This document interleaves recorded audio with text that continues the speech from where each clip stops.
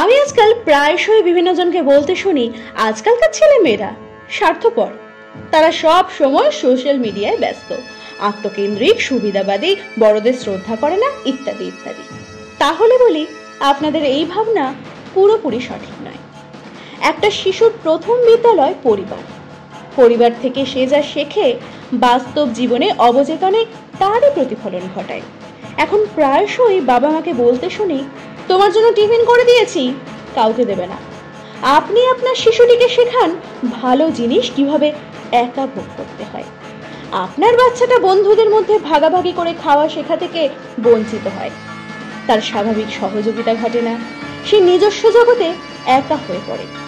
একটু ভালো পড়াশোনা করা ছেলে মেয়েকে বাড়ি থেকে কঠোর নির্দেশ থাকে কাউকে সাহায্য না করার। কিভাবে অন্যকে দমড়ে মুচড়ে এগিয়ে যেতে হয় এই সমাজ সেটাই শেখায়, শুধু এগিয়ে যেতে হয়। এই সমাজ কখনো ভাবে না এগিয়ে যাবার শেষ কোথায়, বা প্রকৃত এগিয়ে যাওয়া কাকে বলে। তারপর বাবা মার অপূর্ণ ইচ্ছা পূরণের জন্য ছেলে মেয়েকে হাজার রকম দিকে পারদর্শী হতেই হয়, নাচ, গান, আঁকা, আবৃত্তি, সাঁতার, আরো নানান কিছুতে। তার অবসর বলে কিচ্ছু থাকে না। সে পাখি ডাকা ভোর শুনতে না পেয়ে একটা ঘাস ফড়িংয়ের পিছনে পাগলের মতো সমস্ত বিকেল না ছুটে সন্ধ্যের দিগন্ত রেখার পানে প্রেমিকের মতো না তাকিয়ে বড় হতে থাকে। থুড়ি আপনি তাকে বড় করতে থাকেন।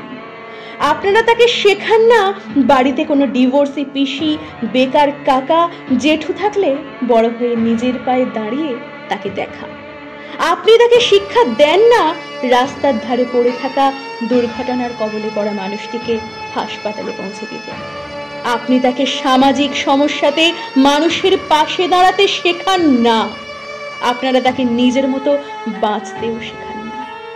তাদের প্রত্যেকের বুকের মধ্যে থাকা সেই নিশ্চিন্ত পুর তিলে তিলে মরে যায়। নদীর জল শুকিয়ে আসে, অপু দুর্গার উঠোনের পুঁই মাছা নেতিয়ে পড়ে। বৃষ্টির দিনে নেবু পাতার করম চা, যা বৃষ্টি থেমে যা বলার কেউ থাকে না। দুর্গা আর অপুরা সমাজের জাঁতা কলে পড়ে প্রগতির প্রয়োজনে আরো আরো ব্যক্তি কেন্দ্রিক হয়, স্বার্থপর হয়।